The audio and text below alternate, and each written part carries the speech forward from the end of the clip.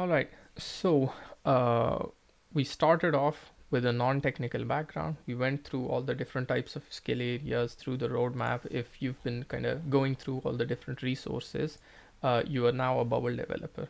Okay. So what are the possible pathways here? You can build your own idea, whatever app you want, a marketplace for ships. Ships are large boats.